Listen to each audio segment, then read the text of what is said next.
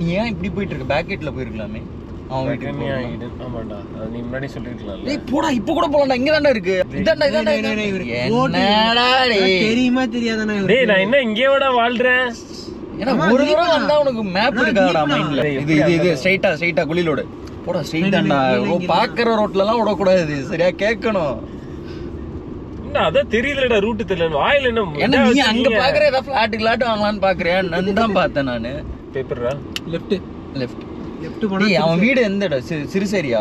ஆமா சிறுசேரி. டிசிஎஸ் பின்னாடி போறோம். டிசிஎஸ் அங்க இதுல தான் போணும். அது உன் கார் கலருக்கு சின்ன ஸ்கிராட்ச்னாலும் தெளிவா தெரியுது. முள்ளுக்காட்டுல கூட்டு வந்து ஏந்தப்பா ஓந்தப்பா. செலவு கம்மி பண்ணலாம்னு நினைச்சோம். நாளைக்கு வாட்டர் வாஷ் ஒண்ணுமே 500 ரூபாய்க்கு. அந்த காசுக்கு அப்படியே வந்து என்னடா அது பள்ளத்துல அப்படியே இறங்குது. ரைட் போகணும். எப்படிக்கடா வரீங்க?